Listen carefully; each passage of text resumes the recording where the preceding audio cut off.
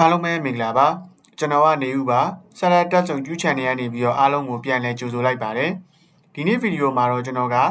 ပုံမှန် user တယောက်ပေါ့နော် user တယောက်က organization scenario နဲ့ပြောရမယ်ဆို user တယောက်ကအလုပ်ဝင်ဖို့တော့ရှိရဲလက်ရှိမှာတော့မလာသေးဘူးပေါ့နော်တလားလောက်ကြာပြီးမှလာမယ်ဆိုတော့အခြေအနေမျိုးမှာကျွန်တော်တို့ကဒီ user အကောင့်ကိုကြိုးစားထားပေးလို့ရတယ်ပြီးတော့ကျွန်တော်တို့ user sign in ကိုကျွန်တော်တို့က block လုပ်ထားလို့ရတယ်ပေါ့နော်တနည်းအားဖြင့်ကျွန်တော်တို့က disable လုပ်ထားလို့ရတယ်ဆိုတော့ပြောချင်တာပေါ့နော်အဲ့တော့အဲ့လိုမျိုးပုံစံကိုကျွန်တော်တို့ကဒီနေ့ဘယ်လိုမျိုး configuration တွေမှာပြောင်းလဲသွားလို့ရမလဲဆိုတာကိုနောက်လက်ရှင်းပေးလုပ်ပေးရမှာပဲဖြစ်ပါတယ်အဲ့တော့ကျွန်တော်တို့ရဲ့ဒီဗီဒီယိုလေးကိုစလိုက်ကြအောင်ဟုတ်ကဲ့ပါအရင်ဆုံးအနေနဲ့ကျွန်တော်တို့က configuration မလုပ်ခင်မှာMicrosoft Azure Portal ကိုတော့အရင်သွားဖို့လိုတယ်ပေါ့နော်အဲ့တော့ Microsoft Azure Portal ကိုကျွန်တော်တို့ကဘယ်လိုသွားလို့ရလဲဆိုရင်တော့ဒီကျွန်တော်တို့ရဲ့ဒီ URL မှာ portal.azure.com လို့ရိုက်ပြီးတော့ Microsoft Entra ID တနည်းအားဖြင့် Azure AD တွေကိုသွားလို့ရပါတယ်ဟုတ်ကဲ့ပါလက်ရှိမှာတော့ကျွန်တော်က Azure AD တွေကိုတော့ရောက်နေပြီပေါ့နော်အဲ့တော့ Azure AD ကိုရောက်တဲ့အချိန်မှာကျွန်တော်ကဘယ် user account နဲ့ဝင်ထားတာလဲဆိုတော့ GA ပေါ့နော် Global Administrator Permission ရှိရဲ့ account နဲ့လက်ရှိမှာဝင်ထားတာကိုတွေ့ရမှာဖြစ်တယ်အဲ့တော့ကျွန်တော်တို့ကဘယ်လို verify လုပ်လို့ရလဲဆိုရင်ဒီနေရာမှာဆိုရင်ကျွန်တော်တို့က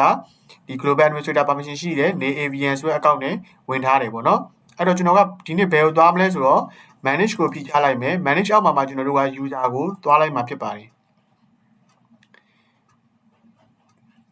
အဲ့တော့ဒီ user ဆိုတဲ့အောက်မှာကျွန်တော်တို့ကဘာမြင်ရမလဲဆို user တွေအကုန်လုံးကိုမြင်ရမယ်အဲ့ဒီမှာကျွန်တော်တို့ block လုပ်ချင်တဲ့ user တနည်းအားဖြင့် sign in ကို disable လုပ်ချင်တဲ့ user ကိုကျွန်တော်တို့ကရွေးရမယ်ပေါ့နော်အဲ့တော့ကျွန်တော်ကဘယ် user ကိုရွေးလိုက်မလဲဆိုတော့ဒီနေ့မှာတော့ demo user 03ကိုပဲကျွန်တော်ကရွေးပြီးတော့ disable လုပ်မှာဖြစ်ပါတယ်အဲ့တော့ demo user 03ကိုကျွန်တော်တို့က profile နဲ့သူ့ရဲ့ profile နဲ့ဝင်လိုက်မယ်ဟုတ်ကဲ့ပါအဲ့တော့ကျွန်တော်တို့က demo user 3ဆိုတဲ့ user ရဲ့ profile နဲ့ရောက်သွားပြီဆိုရင်ဒီ user overview ရဲ့ status မှာပဲကျွန်တော်တို့ကဘာကိုရွေးပေးရမလဲဆိုတော့ edit property ကိုနှိပ်ပေးရမယ် edit property နှိပ်ပြီးသွားပြီဆိုတာနဲ့ဒီ user ရဲ့ဒီ setting တွေကိုချိန်လို့စပြီးရပြီပေါ့နော်အဲ့ဒီမှာကျွန်တော်တို့ကအပေါ်မှာ identity job information contact information ဆိုပြီးတော့ tab တွေအများကြီးရှိရဲအဲ့ဒီမှာကျွန်တော်တို့အဓိကကဒီ user ရဲ့ sign ကိုကျွန်တော်တို့က block လုပ်ချင်တယ်တနည်းအားဖြင့် account ကို disable လုပ်ချင်တာဖြစ်တဲ့အတွက်ကြောင့်မလို့ setting ကိုသွားပေးရမယ်ပေါ့နော်အဲ့တော့ setting အောက်မှာဆိုကျွန်တော်က account enable ဆို status guide chat box ကလက်ရှိမှာ on ဖြစ်နေတယ်အဲ့ဒါကိုကျွန်တော်တို့က off လုပ်လိုက်မယ်ပေါ့နော်ပြီးသွားရင်ဒီကောင်ကို save လုပ်လိုက်မှာပဲဖြစ်ပါတယ်ကျွန်တော်တို့ရဲ့ action က successfully updated user ဖြစ်သွားပြီအဲ့တော့ဒီ user ကလက်ရှိမှာ account disable ဖြစ်သွားပြီလို့ပြောလို့ရတယ်ပေါ့နော်အဲ့တော့ကျွန်တော်တို့ကဘယ်လိုမျိုး confirm လုပ်ရလဲဆိုတော့ကျွန်တော်တို့ private browser တစ်ခုကိုကျွန်တော်ကခေါ်လိုက်မယ်ပြီးသွားရင်ကျွန်တော်တို့ URL မှာဘာရိုက်ပေးဖို့လိုလဲဆိုတော့ https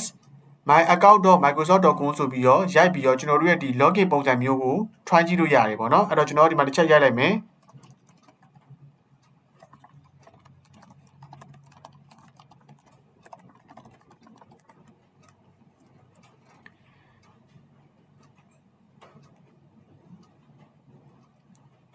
အဲ့လိုဆိုရင်ကျွန်တော်တို့ရဲ့ဒီမှာ sign in ပေါက်ကျလာပြီပေါ့နော်အဲ့ချိန်မှာကျွန်တော်တို့ကခုနက sign in block ထားတဲ့ user နဲ့ဝင်ကြည့်မယ်ပေါ့အဲ့တော့ဒီကောင် UPN လေးက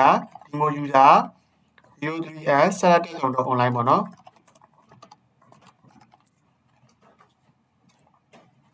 ပြီးသွားရင်ဒီ user ရဲ့ password ကိုထည့်ပေးရမယ်ပေါ့နော်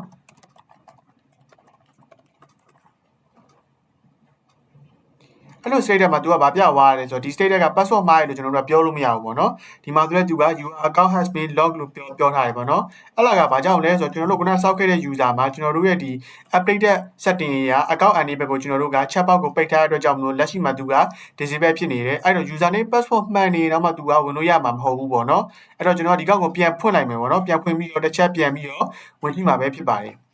အဲ့တော့ဒီကောင်လေးကိုကျွန်တော် edit property နဲ့ပြန်ဝင်လိုက်မယ်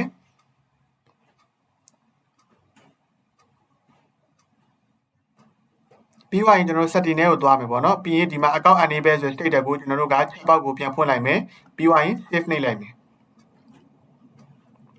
အဲ့ဆိုရင် successfully updated user ဆိုပြီးတော့ပြသွားပြီပေါ့နော်အဲ့တော့ကျွန်တော်ခုနအတိုင်းပဲဒီ user ကိုပြန်ပြီးတော့ login ဝင်ကြည့်မယ်ပေါ့နော် private browser ပြန်ခေါ်ပြီးတော့ကျွန်တော်ခုနရိုက်ခဲ့တဲ့ link ကို link တိုင်းပဲပြန်ရိုက်လိုက်မယ်ပေါ့နော်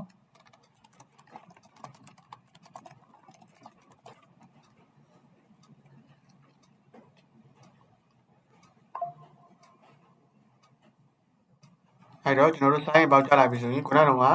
user name ကိုကျွန်တော်ထည့်လိုက်မယ်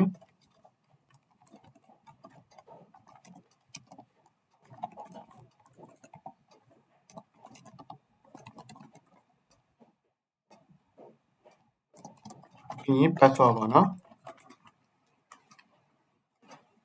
အဲ့ တော့ user name password မှန်သွားပြီဆိုရင်သူကနောက်တစ်ဆင့်ကိုရောက်သွားပြီအဲ့တော့ဒီဆင့်ကိုရောက်သွားပြီဆိုကျွန်တော်တို့ကဘယ်လိုသတ်မှတ်လို့ရလဲဆိုတော့ဒီ user ကဒီမှာသူ့ရဲ့ password ကိုထပ်ပြီး update လုပ်ပြီးသွားပြီဆိုတာနဲ့ MF verify set လုပ်ပြီးသွားပြီဆိုတာနဲ့ကျွန်တော်တန်းပြီး user ကစပြီးတော့တုံးလို့ရပြီပေါ့နော်ခုနလိုမျိုး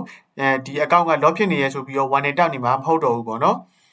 ဟုတ်ကဲ့ပါကျွန်တော်ဒီနေ့ sharing လုပ်ပေးသွားတဲ့အကြောင်းအရာကတော့ကျွန်တော်တို့ user တယောက်ရဲ့ account ကိုဘယ်လိုမျိုး disable လုပ်ထားမလဲ temporary ရဘယ်လိုမျိုး enable လုပ်လို့ရလဲဆိုတာကို demo နဲ့တက်ကွာပေါ့နော်ကျွန်တော် testing နဲ့တက်ကွာ knowledge sharing လုပ်ပေးသွားတာပဲဖြစ်ပါတယ်အဲ့တော့အားလုံးကိုကျေးဇူးတင်ပါတယ်ကျွန်တော်တို့နောက် video နဲ့အတူပြန်လာခဲ့ပါမယ်ခင်ဗျာ